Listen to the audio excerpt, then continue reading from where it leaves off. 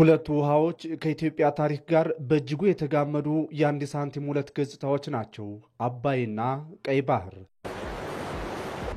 ካላቸው የማይነጣጠል የታሪክ ቁርኝት አንጻር ኢትዮጵያን ያለ አባይ ቀይ ባህርን ያለ ኢትዮጵያ ማንሳት እንደ ግንጥል ጌጥ ይቆጠራል። ሆኖም ግን ሀገሪቱ በውሃ የተከበበችውን ሳለ በውሃ ጥም የምትቸገር መሆኗ የዘመኑ የግር እሳት የትውልዱ የበረታ ቁጭት ሆኗል። ቁጭቱ የበረታው ደግሞ ኢትዮጵያ ህልውናዋም ልዕልናዋም ከቀይ ባህርና ከራሷ ማህፀን ከሚነሳው ሀገር አቋራጩ በረሃና ቀዝቃዡ አባይ ውሃ ጋር የተሳሰረ በመሆኑ ነው። እርግጥ አባይና ቀይ ባህር የኢትዮጵያ ታሪካዊ ተፈጥሯዊና ህጋዊ ወይም ፍትሃዊ ማንነቶቿ ስለመሆናቸው ታሪክ ራሱ መዝገቡን ገልጦ አይኑን አውጥቶ ቆሞ ይመሰክርላታል። ለኢትዮጵያ መነሳትም ሆነ መውደቅ፣ ለኢትዮጵያ መበልጸግም ሆነ ማደግ ወይም መድሄት ቀይ ባህርና አባይ በእጅጉ ከኢትዮጵያ ታሪክ ጋር የተቆራኙ ናቸው፣ የተሳሰሩ ናቸው።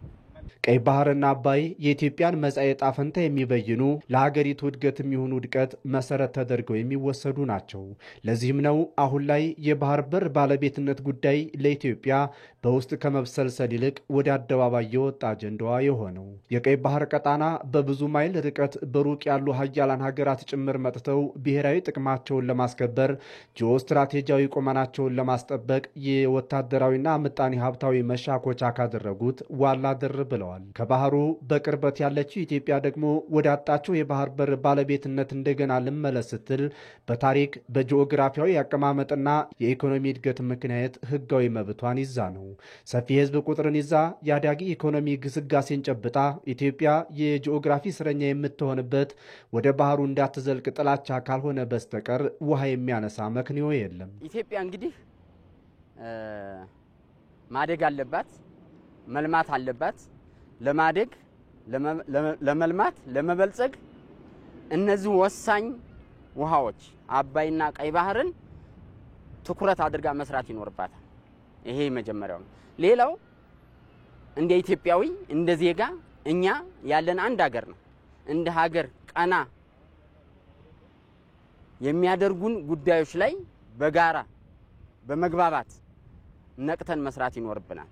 ኢትዮጵያ እንደ ሀገር ላንሰራራ ወደ እድገት ልስፈንጠርበት ብላ ካሰበችበት ከፍታ ለመድረስና ያን ህልሟን ሙሉ የሚያደርገው የባህር በር ባለቤትነቷ ሲረጋገጥ ነው። ኢትዮጵያ በራሷ በተፈጥሮ ሀብት በአባይ ወንዝም ቢሆን ሙሉ የመልማት መብቷን ተጠቅማ አዲስ ምዕራፍን ከፍታለች። ከታችኛው የተፋሰሱ ሀገራት በትብብርና በፍትሃዊነት አብሮ የማደግ መርህን ሁሌም የምታራምደው ኢትዮጵያ አባይ ወንዝን የመጠቀም የህልውናዋ ጉዳይ ነው። ቀጠናችንን የጋራ የመልማት ፍላጎት ያገናዘበ ትብብርና ትስስርን ለማጠናከር ዲፕሎማሲያዊና ሰላማዊ ጥረቶች ይደረጋሉ። መንግስት ፍትሃዊና አስተማማኝ የባህር በር ለማግኘት ከቀጠናው ሀገራት ጋር በዲፕሎማሲያዊና በሰላማዊ መንገድ ይሰራል። አባይን በህዳሴ አዲስ ምዕራፍ እንደጻፈች ሁሉ ኢትዮጵያ በአንድ ወቅት እንደዋዛ ፈዛዛ ያጣችውን የቀይ ባህር ባለቤትነት ጉዳይ አሁን በተጀመረው ግለትና ጉዞ የምታሳካው ይሆናል። እንቀጥላለን። ወደ ሌላኛው ጥንቅር ታላቁ የኢትዮጵያ ህዳሴ ግድብ የማንሰራራት የኢትዮጵያውያን ህብረ ብሔራዊ አንድነት ማሳያና የወል ትርክት መገንቢያ መሆኑን የታሪክ ተመራማሪው አህመድ ዘካሪያ ተናግረዋል። ግድቡ ለዘመናት የኢትዮጵያውያንን ቁጭት ሆኖ የቆየውን የሀገር ሀብት ወደ ጥቅም የቀየረ የመንግስትንም ጥበብ የተሞላበት ዲፕሎማሲ ያሳየና የህዝብ ጠንካራ ተሳትፎ ጎልቶ የታየበት ታላቅ ፕሮጀክት ነው ብለዋል። የኢትዮጵያውያንን የመቻል አቅም ለዓለም በማብሰር ለሀገረ መንግስት ግንባታ አስተሳሳሪና የጸና ምሰሶ መፍጠር የተቻለበት መሆኑም ተገልጿል። ወንድማገኝ ኃይሉ በዚህ ጉዳይ ላይ ተነቅራለሁ። በአፍሪካ ቀንድ ላይ ትናንት በድህነቷ ስትደፈርና ስትናቅ የነበረች ሀገር ድህነቷን አራግፋ በዓለም ፈጣን ኢኮኖሚ እድገት ከሚታይባቸው ሀገራት አንዷ ለመሆን ጉዟን ጀምራለች። ኢትዮጵያ ታላቁ የኢትዮጵያ ህዳሴ ግድብ ኢትዮጵያ ወደ ብልጽግና የምታደርገውን ጉዞ ከማፋጠን ባሻገር በህብረት እውን የሆነ የኢትዮጵያ የማንሰራራት ዘመን መገለጫ ብሎም የመቻል ማሳያ ነው። ይህ ግድብ በአንድነት ታሪክ መስራት እንደሚቻል የተረጋገጠበት የትውልድ ተሻጋሪ የልማት ትሩፋትም ነው። የኢትዮጵያ የዘመናት ቁጭት የሆነው ህዳሴ ግድብ ተጠናቆና ቁጭቱ ታስሮ የኢትዮጵያን እድገትና የማንሰራራት ዘመን በጉልህ ፍንትው አድርጎ ማሳይቷል። ህዳሴ የትላንት ቁጭት ማሰሪያ የመጪው ንጋት ማብሰሪያ ነው። ይህንን ሐይቅ ንጋት ያልንበት ዋናው ምክንያት ከዛሬ 5 ዓመት በፊት ዛሬ ያየነው ሐይቅ አልነበረም። ባለፉት 5 ዓመታት 74 ትሪሊየን ሊትር ውሃ መያዝ ችለናል። ኢትዮጵያውያን በጋራ ከቆሙ ማንኛውንም ፈተና በማለፍ የጀመሩትን ሥራ በማጠናቀቅ እንደሚችሉ ያረጋገጡበት ግድብ ሲሆን የኢትዮጵያውያን ህብረ ብሔራዊ አንድነት ማሳያና የወል ትርክት መገንቢያም ጭምር ነው። ዛሬ ህዳሴ ህይወት ያለው ተንቀሳቃሽ ኃይል ያለው ሆኗል ማለት ነው። ማንም ሰው የማይደፍረው ትልቅ ተምሳሌት ለአፍሪካም ለዓለምም የሆነበት ደረጃ ደርሷል ማለት ነው። ማንም ሰው ሊነካው የሚደፍረው አይነት አልነበረም። ግንባታው ላይ ብዙ ችግር ነበረ፣ ሙሌቱ ላይ ብዙ ችግር ነበረ። ለዚህ ሁሉ ተስፋ የነበረው ኢትዮጵያ ህዝብ ነው። በቀኝም ብለን ግራ ኢትዮጵያ ህዝብ እንደ አንድ ሰው ሆኖ 130 በሙሉ ምንም ነገር ሳይለያየው ምንም ሳይከፋፍለው ዋንጫው ከቦታ ቦታ እየዞረች የራሷን አቅም ታሰባስብ ነበረ እና በዛ የተሰባሰበ ኃይል ፈጻሜ ላይ አደረስነው ማለት ነው። ኢትዮጵያ የማንሰራራት ጉዞና የብስራት ዘመን ላይ እንደምትገኝ ሰባቱ የጉባ ብስራቶች ወደ ሥራ እየገቡ መሆናቸው ምልክት ናቸው። በተለይም የኢትዮጵያን ገናና ሀገርነት የሚመልስ ታሪክ ሰሪና ድል አብሳሪ ትውልድ ስለመኖሩም ታላቁ የኢትዮጵያ ህዳሴ ግድብ ህያው ምስክር ነው ተብሎለታል። በአባይ የተሰነቀው ተስፋ ለልማት ሂደቶቻችን በሙሉ መሰረት ነው የምለው። ይሄም የሆነው አሁን ባለፈው 2 ሳምንት ውስጥ የተመረቁትን ትልልቅ ፕሮጀክቶች ማንሳት ይቻላል። እነዚህ ፕሮጀክቶች ለረጅም ጊዜ ታስቦ እስከ ዛሬ ስራ ላይ ያልዋሉ ናቸው እና አባይን መገደብ በመቻላችን ምክንያት የመጡ ውጤቶች ናቸው ብሎ ማሰብ የሚከብድ አይነት አይመስለኝም እና ሌሎችም ፕሮጀክቶች ይከተላሉ እና የኢትዮጵያ 130 ሚሊዮን ህዝብ ፍላጎት በጣም ሰፊ ነው። ያንን ለማሟላት ብዙ ፕሮጀክቶች በመንግስትም በኢንቨስተሩም በህብረት በህዝቡም ትብብር የሚመሰረቱ ፕሮጀክቶችን ወደፊት እንጠብቃለን ማለት ነውና ኢትዮጵያ የልማትና የእድገት ተስፋዋ በጣም ብሩህ ነው ብዬ ነው ማምነው። ታላቁ የኢትዮጵያ ህዳሴ ግድብ የመንግስት ብስለት የተሞላበት የዲፕሎማሲ ጥረት የመፈጸም አቅምና የህዝቡ ጠንካራ ተሳትፎ ታክሎበት እውን የሆነ ግዙፍ ሀገራዊ ፕሮጀክት ነው ሲሉም ምሁራን ይገልጹታል። የፕሮጀክቱ ግንባታ የኢትዮጵያውያን አስጨራሽ የልማት ጥረትና የመንግስት የመፈጸም አቅም የታየበት እንዲሁም በአብሮነት የትኛውንም ልማት መከወን እንደሚቻል የተረጋገጠበትም ነው።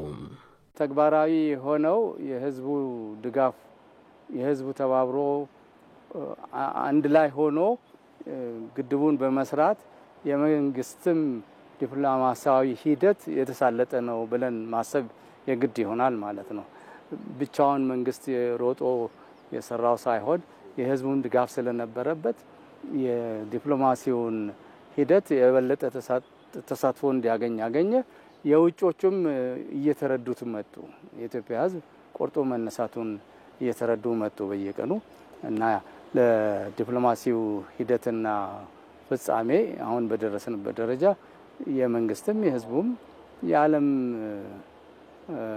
ዲፕሎማቲክ ወገኖችን በሙሉ የተረዱት ሀቅ የሆነ መጥቷል ማለት ነው። ታላቁ የኢትዮጵያ ህዳሴ ግድብ ለኢትዮጵያውያን ትልቅ ትርጉም ያለው የማንሰራራት ዘመን መገለጫ ነው።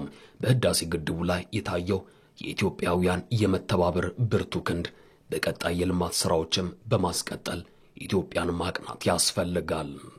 የኢትዮጵያ የብልጽግና መሰረት የኢትዮጵያ የማንሰራራት ዘመን ዛሬ በሁሉም የኢትዮጵያ አቅጣጫ የታወጀ ስለሆነ ኢትዮጵያዊ ወንድሞቻችን እንዳይረፍድባችሁ ተባብረን ተደምረን ኢትዮጵያን እናቅና።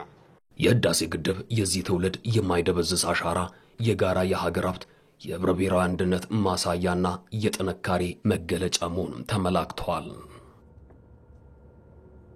እንግዲህ ከዚህ ጉዳይ ጋር በተያያዘ እንግዳ ጋብዘን ቆይታ እንደምናደርግ ቀደም ሲል ለተመልካቾቻችን ገልጸንላቸው ነበር። እንግዳችን ስቱዲዮ ተገኝተዋል።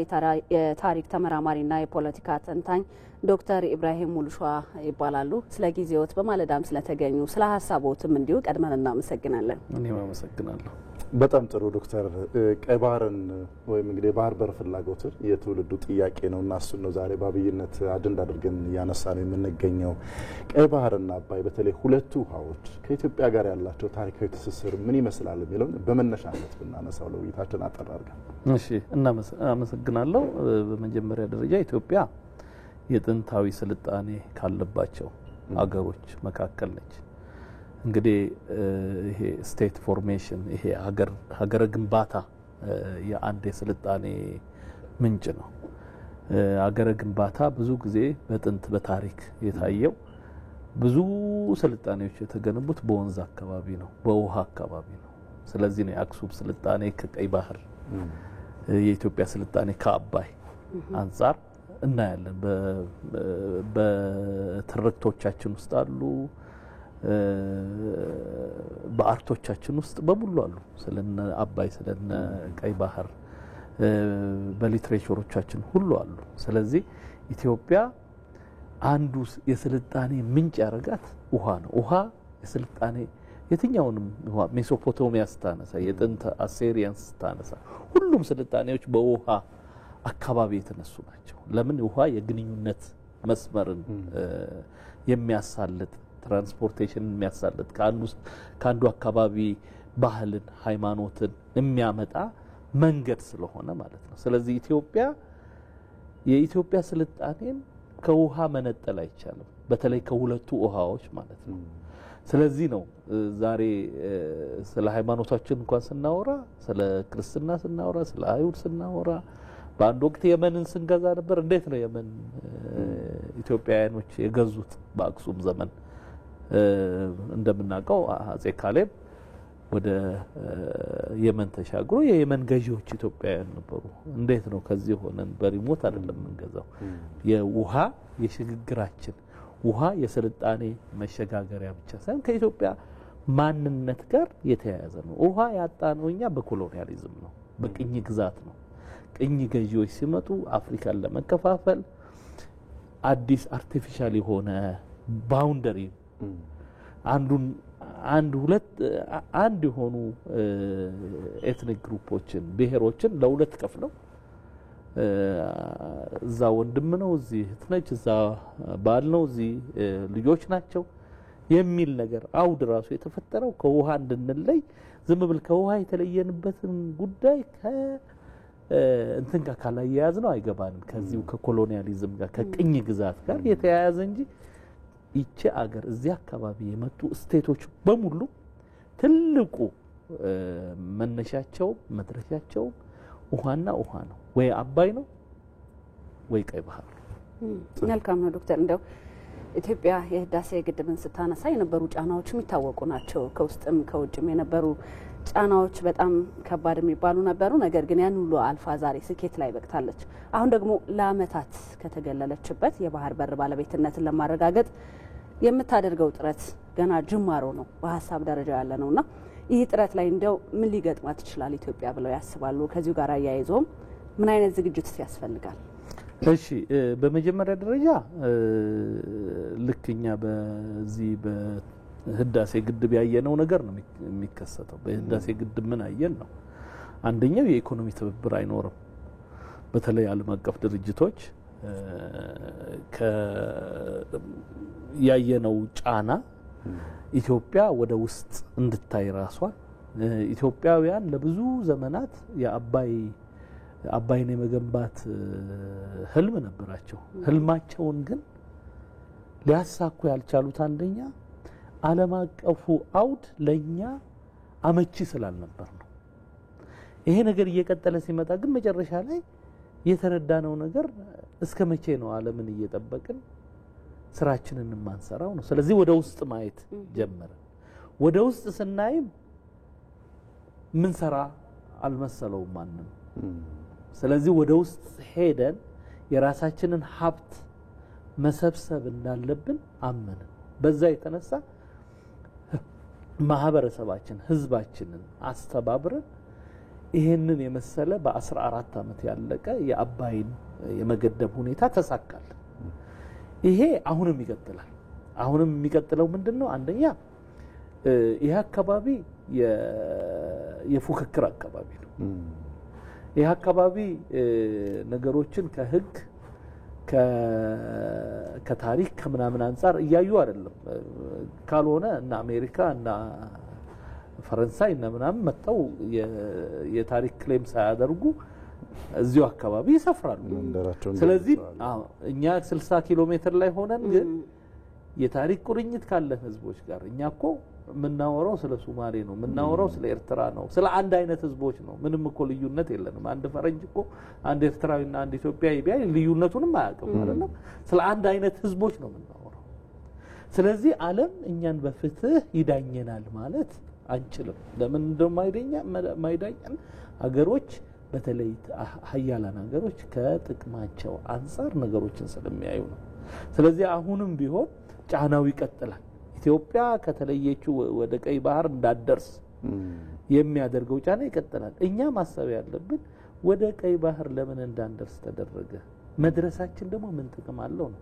ከዚህ ጥቅም ይሄን ጥቅም ሴንተር አድርገን ካወራን የዛኔ ይገባናል። ይሄን ጥቅም ከኢኮኖሚ ጋር ብቻ አይደለም፣ ከወታደራዊ ከሴኩሪቲ ከደህንነታችን አንፃር ለምንድን ነው ብዙ ማይልስ አልፎ ሀገሮች መጥተው እዚህ የሚሰፍሩት?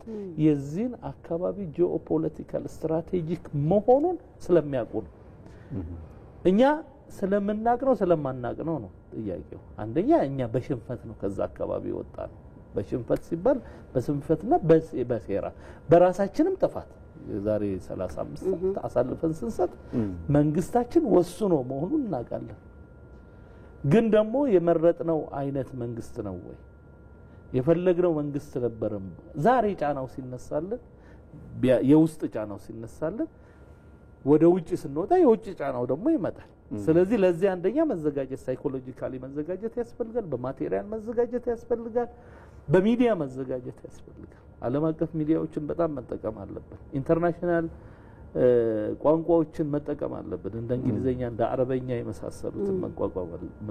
ስለዚህ ዲፕሎማቲክ እንትናችንን ዓለም አቀፍ ይሄ መልቲላተራል ሪሌሽንሺፓችንን ለምሳሌ ሪጂናል ድርጅቶች አሉ እንደነ ኢጋድ የመሳሰሉ እነሱን መጠቀም አለብን።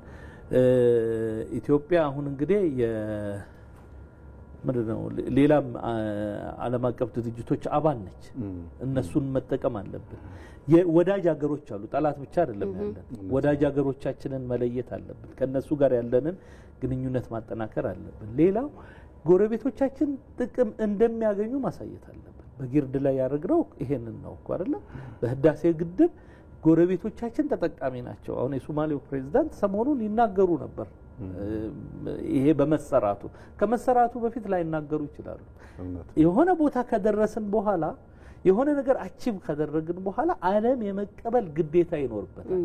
ይችን መስመር እንግዲህ አልፈን እዛች መድረስ ነው ዋናው ግባችንን ማሳካት ላይ ማተኮር አለበት። ይሄ ግብ ግን መጀመሪያ ማሳካት የምንችለው እኛና እኛ ብቻ ነን። ከማንም ይሄን መጠበቅ የለብንም። ቢያንስ ግን ጠላትን መቀነስ አለብን። ፖለቲክስ ኢዝ ኤ ጌም ኦፍ አላያንስ ኤንድ ካውንተር አላያንስ ይባላል። ፖለቲካ ማለት ከአንዱ ጋር አንዱ ላይ ማበር ነው። ስለዚህ እናብርባቸውና የሚያብሩብንን መለየት አለብን። ከማን ጋር ነው የምናብረው፣ ከማን ጋር ነው የምንሰራው የሚለውን በዓለም አቀፍ መድረኮች ማለት ነው። ጥሩ። ቀይ ባህር በተለይ ቀጣናው ለብዙ ሀገራት የርብርብ ማዕከል ሆኗል። አሁን ላይ ብዙዎቹ እየፈለጉት ነው። እኛም ደግሞ እንደ ኢትዮጵያውያን የህልውና ጉዳያችን በተለይ የትውልዱ የህልውና ጥያቄ ሆኖ ወደፊት መጥቷል። ቀደም ሲል እርሱም እያነሱት ነበረ። አንዳንድ ሀሳቦች ደግሞ ለማደናገር የሚመስሉ ያወቁም ሳያውቁም ጥያቄውን ለማዳፈን የሚፈልጉም ሰዎች አካላትም አሉ። ነገር ግን ለኢትዮጵያ የህልውና ጉዳይ ነው ስንል በምን ያክል መጠን ፋይዳውን ማሳየትና መግባባት ያስፈልጋልና በምን ያክል መጠን ነው ፋይዳው የጎላ መሆኑ በምን ያክል መጠን ነው የሚገለጸው? እንደው ለኢትዮጵያ የህልውና ጉዳይ ነው ስንል እስከምን ድረስ ነው የሚለውን በደንብ ብናነሳው ደስ ይለኛል። ሁላችንም የሚያግባባን አንድ የሆነ ሐሳብ ለመያዝ የሚያስችል ጥያቄ ነው። እኛ እኮ ይሄን ጥያቄ በሌላ መንገድ እንጠይቅ። እስኪ ጅቡቲ የምታክል ትንሽ ሀገር ላይ ያ ሁሉ ሀገር ለምን መጣ? ለምን ያ ሁሉ ለምን ፈረንሳይ እዛ ነች? ለምን እንግሊዝ እዛ ነች? ለምን ዩኤኢ እዛ ነች? ለምን የባህር በር ብቻ ያላቸው ሳይሆኑ ወደብ ያላቸው ሀገሮች ሌላ ወደብ ይሰራሉ? ለምሳሌ እንደነ ሳውዲ አረቢያ እንደነ ዩኤኢ በዛኛው በኩል የራሳቸው የሆነ ወደብ አላቸው። እዚህም መተው ግን ይሰራሉ። ለምን ይሰራሉ ብለን መጠየቅ አለብን።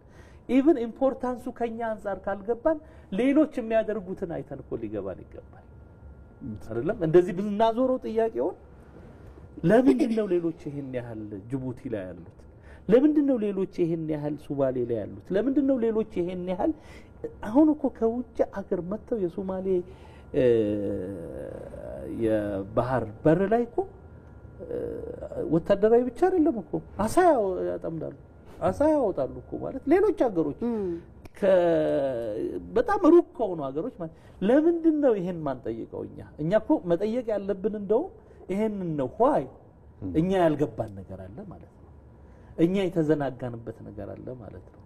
እኛ የተኛንበት ነገር አለ ማለት ነው። ምክንያቱም እዚች 60 ኪሎ ሜትር ላይ ሆነ እኛ ይሄን ያህል ግምት ያልሰጠነው ሌሎች ሀገሮች በሺህ ማይልስ አቋርጠው መጥተው ይሄንን የሚያደርጉበትን ነገር ከጠየቅን ኢምፖርታንሱ ይገባል። ከዛ በኋላ እኛ ጎረቤት ነን ያለነው። ዛሬ ዓለም አቀፍ ሽብርተኝነት የሚባል ነገር አለ። መግቢያው በር ባህር ነው። የኛ ወዳጅ ጠላት የምንላቸው ታሪካዊ ጠላቶቻችን የምንላቸው ሀገሮች መግቢያቸው ባህር ነው። ከሴኩሪቲ አንፃር ካየነው የኢኮኖሚ ጠቀሜታው ቱሪዝም የሚስፋፋው ባህር ካላቸው አገሮች አንፃር ባህር የሌላቸው አገሮች የቱሪዝም መስህብነታቸው የታወቀ ኢቭን ጂዲፒ የኛ የነፍስ ወከፍ ገቢ ሁለት ሀገሮች እኩል ቢያድጉ ባህር ያላቸውና የሌላቸው አገሮች የባህር በር ያላቸውና የሌላቸው ከ15 እስከ 25% ጂዲፒያቸው ይለያያል። በእኩል እድገት እንኳን ቢሆን አቅማቸው በእኩል እድገት እንኳን ቢሆን ኢቭን ፎሬን ኢንቨስትመንት የሚባለው ይሄ ቀጥታ የውጭ ኢንቨስትመንት አገር ውስጥ ከ25 እስከ 40% ይቀንሳል ባህር በር የሌለበት አገር። ስለዚህ ከኢኮኖሚ አንፃር ብናየው፣ ከሴኩሪቲ አንፃር ብናየው፣ ከወታደራዊ ጥቅሙ አንፃር ብናየው ለምሳሌ ባህር በርን የተቆጣጠረ አካል ጠላቱን እዛው የማስቀረት የመመለስ ኃይል አለው። ድንበሩ ላይ ከመምጣት ድሮ ሰዎች ሲዋጉ ውጊያ እንኳን ሲኖር ባህር ላይ የሚያስቀሩ ናቸው የህዝባቸው ላይ መጥቶ ያ ጉዳት የማይደርሰው ማለት ነው። ስለዚህ ከብዙ ነገር አንፃር ሀብት ነው። ማዕድን ዛሬ እዛ ይገኛል። የነዳጅ የሚወጣበት ቦታ ነው። በጣም የዓለምን ታሪክ በደንብ ብንዳስስ አሁንም ያለው ጂኦፖለቲክስ ዓለም ላይ ያሉትን ጥሎች ብናይ ጦርነቶች የሚቀጥሉት ጦርነቶች ይመጣሉ ተብሎ የሚገመቱት ከውሃና ከውሃ ጋር የተያያዘ። ስለዚህ ይሄንን ኢትዮጵያውያን እጅግ ልንረዳ ይገባል ማለት ነው። አንደኛ ሌሎች ከሚሰሩት አንፃር፣ ሁለተኛ እኛ ከምናገኘው ጥቅም አንፃር ማየት አለብን። ዶክተር እንደው አሁንም ካዌርነሱ አልወጣንም። ምክንያቱም ለዘመናት ይህንን ጥያቄ መጠየቅ በራሱ የሚያሳፍር ሆኖ ወይም ደግሞ የሚያስኮንን ሆኖ ቆይቷልና መጠየቅ በራሱ ደፍረን ያልቻልንበት ሁኔታ ነው ያለው አይደለም። የጥቅሞቹን ብዛት ዘርዝረን ይሄን ያህል ተጠቃሚነት አለን ልንል ቀርቶ ማለት ነው። ቀደም ሲል እንደገለጹት እንግዲህ በብዙ ማህበረሰቦች ዘንድ እኛ አሁን ጦርነት የሰለቸን ህዝቦች ነን። አሁን ደግሞ ሌላ ኮንፍሊክት ይመጣል። ነገሮችን ሁሉ ጊዜ ከግጭት ጋር ማስተሳሰር አለና አሁን ዓለም ላይ በዲፕሎማሲያዊ መንገድ የሚሰሩ ስራዎች ቀላል አይደሉም። ቀደም ሲል እርሶም ሲያነሱት ነበረ ዓለም ላይ ያሉንን ወዳጆቻችንን ማብዛት ይሄ አንዱ መፍትሄ ነው። ምክንያቱም ቀደም ሲል ፕሬዝዳንት ታዬ አጽቀሥላሴም እየገለጹት ነበርና የባህር በርን የምናስመልሰው ዲፕሎማሲያዊ በሆነ መንገድ ፍትሃዊ ተጠቃሚነትን በሚያረጋግጥ መንገድ ነው እያሉ ነበርና ቀደም ሲል እርሶም ሲያነሱት አንድ ሀገር ስትለማ በአካባቢው ያሉ ሀገራትን የማልማትና የማሳደግ ነገሩ በጣም ከፍተኛ ነውና እንደው ከጋራ ተጠቃሚነትን ከማረጋገጥ አንፃር ያለው ሚና እንደው በደንብ ቢሄዱበትና ከዚህ ደግሞ ከግንዛቤው ጋር በተያያዘ መጠየቅ በራሱና ማንሳት በራሱ ችግርን ፈላጊነት፣ ጦርነት ፈላጊነት፣ ኮንፍሊክትን መፈለግ ተደርጎ ይታሰባልና ካለው ጥቅም አንፃር ግን ይህ ትውልድ በተለይ የህዳሴ ግድቡን ለማሳካት የተከፈለ የተሄደበት መስዋዕትነት አለና ለሚመጣው ትውልድ መስዋዕትነት ተከፍሎም ቢሆን የተሻለች ኢትዮጵያን የበለጸገች ኢትዮጵያን ያው ብልጽግናም ሲባል ከፓርቲ ጋር የተገናኘ ሳይሆን ይህ አሁን ካለው የፖለቲካ ፓርቲ ጋር በተለየ መንገድ ለኢትዮጵያ ስለሚያበረክተው አስተዋጽኦና ከሌሎች ሀገራት ጋር ደግሞ አብሮ የመልማትና የመጠቀም ነገሩን እስኪ በደንብ ቢነግሩ። በመጀመሪያ ደረጃ እንግዲህ ጠቅላይ ሚኒስትር አብይ አህመድ ተናግረውታል በተለያየ ጉዳይ ላይ። በዚህ አንዱ ምንድነው ኢትዮጵያ ሰጪ ነች፣ የውሃ ሰጪ ነች፣ የውሃ ተቀባይ አይደለችም። በመጀመሪያ ደረጃ እኛ የምንሰጠው ይበዛል፣ እኛ ሰጪ ነን። ስለዚህ እየሰጠን ያለነውን ነገር በአግባቡ ካልተጠቀምን ግን ጦርነት የሚባለው ነገር በነገራችን ላይ ጦርነት አይቀርም ነው። ምንድነው የማይቀረው? ይሄ ስል አሁን ጦርነት ይመጣል ማለት ሳይሆን ይሄንም ያህል ህዝብ 130 ሚሊዮን አካባቢ የሚጠጋ ህዝብ ታፍኖ መውጫ በር ከሌለው ይሄ ነገር አንድ ቀን ይፈነዳል ነው የኛ ሎጂክ አይደለም። ይሄ እያየነው ነው። በትንሽ በትልቁም ደግሞ እያየነው ነው። ዜጎቻችን በተለይ ወጣቶቻችን ባህር እየተሻገሩ እየሞቱ ነው አይደለም። ቤት ነው የምንሄደው። ይሄን ያህል መርከብ ሰመጠ፣ ያው የማንቆጣጠረው ባህር ስለሆነ ማለት ነው። ምናልባት እኛ ይዘነው ቢሆን ኖሮ የሚሰምጠው መርከብ ራሱ በእኛ ወታደሮች ቢኖሩ በእኛ ሰዎች የተያዘ ባህር ቢኖረን እኛ አክሰስ ቱ ዘ ሲ ብናረጋግጥ ኢቭን በየጊዜው በስደት የሚሄዱ ዜጎቻችንን የሚያልቁትን ዜጎቻችንን የማዳን ራሱ ተስፋ ይኖረናል። አሁን እኮ ዜና ነው የምንሰማው አይደል? ይሄን ያህል ኢትዮጵያውያን ሞቱ፣ ይሄን ያህል እንደዚህ ሆኑ የምንለው እኮ ሌሎች ሪስክ ያደረጓቸው ሌሎች ያዳኗቸውን ወይም ደግሞ መቼስ እንደራሱ ዜጋ ላይ ይችላል። ስለዚህ ከዚህ አንፃር እኛ የጦርነት ሳይሆን ኦልሬዲ የተከፈተ ጦርነት አለ፣ እኛን ማራቅ አለ። እኛ በመራቃችን የሚመጣ ሰላም የለም፣ በመቅረባችን የሚመጣ ሰላም አለ። ኢትዮጵያ ግልጽ የሆኑ ነገሮች ያስቀምጣለች። ለምሳሌ በውሃ አጠቃቀማችን ላይ አንድ ላይ እንጠቀም ነው እየተባለ ያለው። አንድ ላይ እንጠቀም ማለት ነው። ለምሳሌ ኢሪጌሽን ምንድነው? የመስኖ ልማት እኮ እኛና ሱዳን እኛና ሶማሊያ ከኛ ከሚወጡ ወንዞች አብረን መስራት እንችላለን። ይሄንን እኮ እያቀረብን ነው። ኤሌክትሪክ እንስጥ ነው ያለው አይደለም? ለጎረቤቶቻችን አብረን እንልማ ያልን ነው። ኢቭን የአባይ ግድብ እኮ ውሃውን እዚያ ያስቀርም እኮ አይደለም? ውሃው የሚሰራውን ሰርቶ ወደ ግብጽ ይሄዳል፣ ወደ ሱዳን ይሄዳል።